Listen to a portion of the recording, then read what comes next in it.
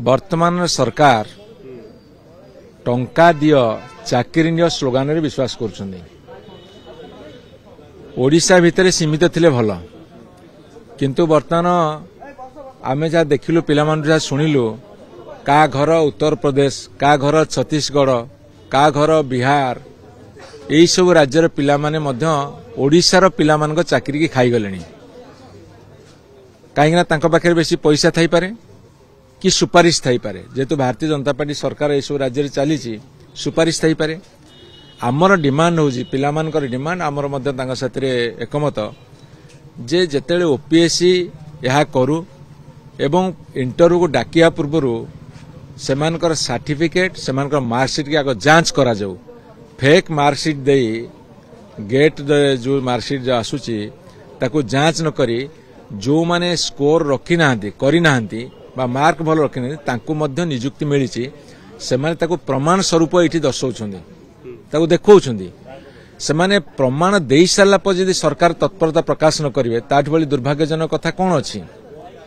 तेणु करी मार्कशीट को आगे चेक करा जाऊ जेमिति गोटे जो पिलार योग्यता नहीं से पाइबा उचित नुहे जो माने योग्य से माने पाइबा उचित ए कथा को कड़ाकड़ी करा जाऊ एवं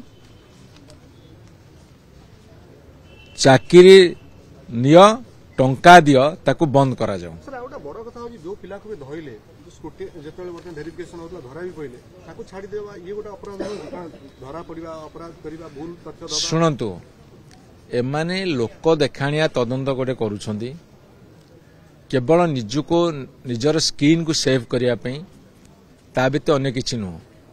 आग तुमे स्वच्छता अवलंबन करिबा सिख कौन तांकर क्षति होची मु बुझी पारुनी।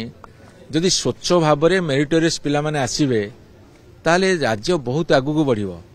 जदि असद उपाय रे जो माने भल पाठ पढ़ी नाहंती गला बाटेरे टंका देकी सुपारिश करिकी चाकरी पाइबे ताले भाग्य राज्यर भाग्य कुआड जीवो।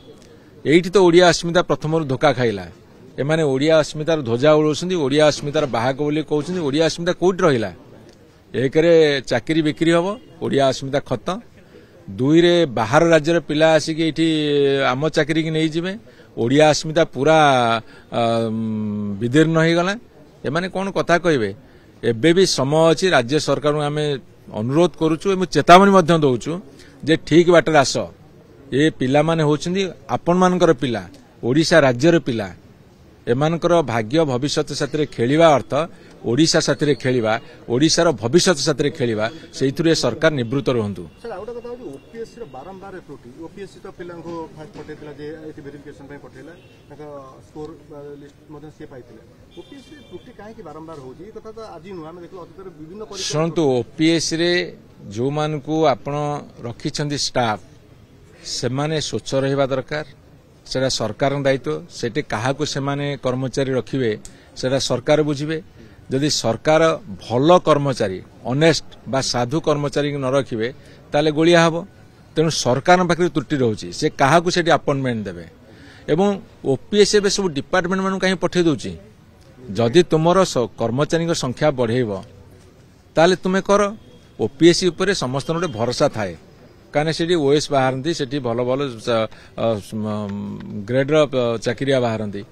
तेणु ओपीएससी संस्थाटा को जदि तुम पूरा एकदम स्वच्छ कर सबू निर्मल हम एवं सी गुण खाईगला।